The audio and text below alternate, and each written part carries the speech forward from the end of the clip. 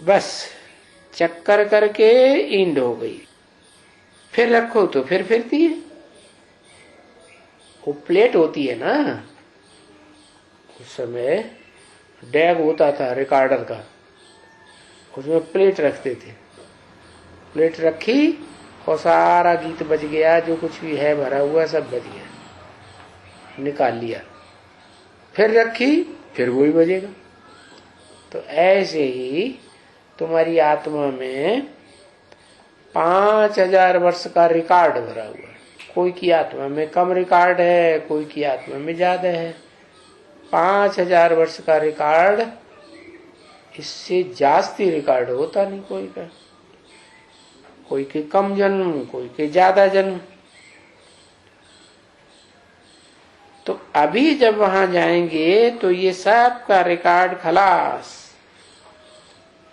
जो यहां शूटिंग हो गई वो ही पक्का हो जाएगा। रिकॉर्डिंग हो गई तो हो गई, वही नाली शुरू हो जाएगी,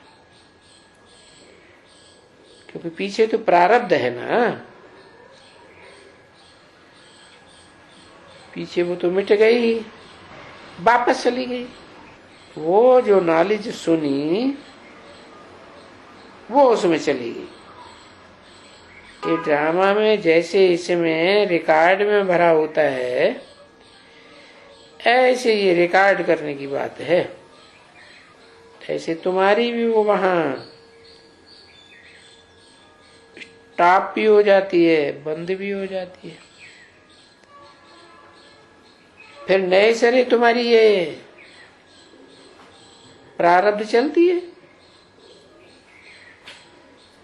वैसे ही फिर नए सिरे सबकी प्रारब्ध चलेगी। जैसे नए सिरे पार्ट बजाते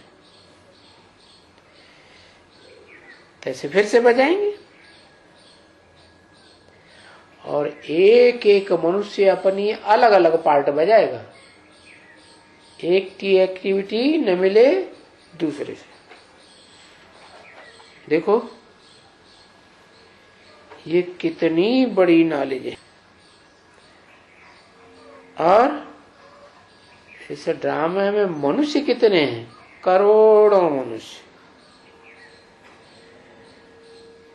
और उन सब करोड़ों मनुष्यों की आत्मा में अपना अपना पार्ट रुंधा हुआ है। अभी ये कोई समझने की बातें, समझाने वाला समझे, समझाए। कोई इसमें बहुत कुछ समझाने की बात है ना। क्या बात है कि हमारी आत्मा रूपी रिकॉर्ड में क्या क्या पार्ट भरा हुआ है। तो 84 जन्मों का पार्ट भरा हुआ है। किसी को मालूम पड़ जाए तो सुनाने में बहुत लंबा टाइम चला जाएगा। फिर एक एक का बैठ के समझाए, क्योंकि हर आत्मा के जन्म जन्मांतर संसर्ग संपर्क में आने वाली, संबंध में आने वाली आत्माएं अलग अलग होंगी ना। तो जो भी जन्म जन्मांतर के मिटमेट हैं, उनकी सबकी जानकारी कुछ न कुछ होनी चाहिए ना। तो ये ड्रामा में सबका अपना अपना पार्ट है।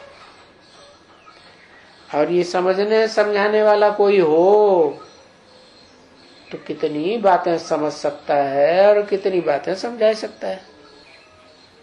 समझेंगे तो समझाने लग पड़ेंगे।